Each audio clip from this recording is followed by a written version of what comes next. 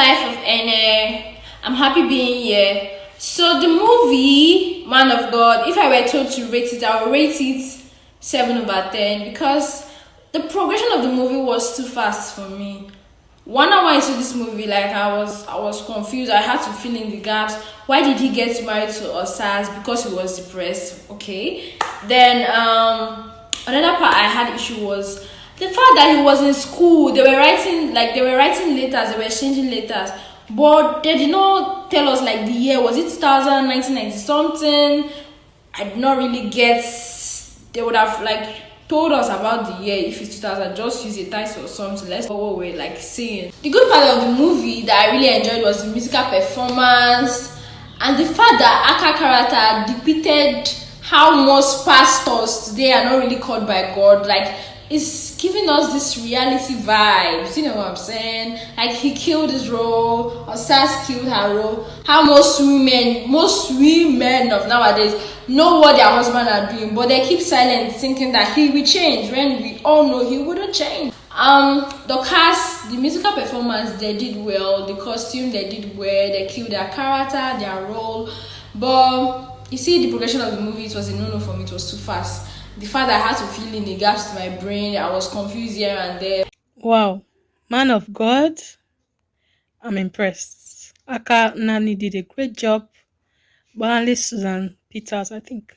Bolanle Peters. They did a great job. I did not expect it. Wow.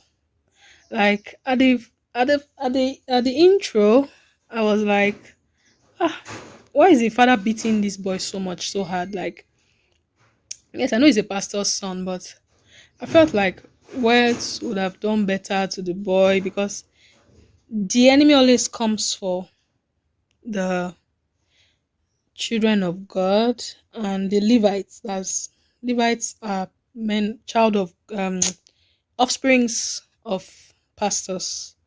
Yes, offsprings of prophets. So I just felt like that boy needed to be talked to because instead of him listening to the correction his father was giving him, he was now focusing more on the focusing more on the scolding from his father. I feel like he needed to be talked to because from where I'm coming from, I feel like words do better than caning. Yes, you can cane a child, but at a point in time, you need to mix it with words, spoken words, words of constructive words. So there were many times I was praying for this guy to change his ways, turn a new leaf. Like, go, just giving him so much opportunities. He was just not yielding. I was like, this the devil will do this boy. Do and well, eh? Like, if your parents own did not work, what about Teju? That's Osasi Godaro. Like that one was enough to bring you back and say, okay, let me even go back to this church. Let me see what God will do for me. Instead, when I finally came back to church, when I was more happy, I didn't know he came for girlfriend. I didn't know he came for joy. Like I was like, even when he left school and started and was in that ministry, I felt he would at least listen to his pastor's wife, the one that was always on his matter. But still, this guy no agree. Went to open church. Went to open his old church on the grounds on, like call it, on dubious grounds. I was like, okay, this is another opportunity God is giving this guy again. This guy can actually turn a new leaf in this church that he has opened, even if it's opened it on a fake ground. At least he can, with the help of his wife, that's Osas Godaro Teju in the movie. At least turn a new leaf, come back to the original. At least turn a new leaf, come back to the original. I thought that this guy would change at least so that when he's leading the congregation, leading them in truth and in spirit. It's a lie, yo. This guy was bent on even doing more. And that Rex that finally came back, she came to really wreck him because the Rex really wrecked him. Like I was when I even the part where I saw him sleeping with her again, I was like, this guy has not changed. Like God. I was always, at every stage of his life, I was always expecting he would turn a new leaf.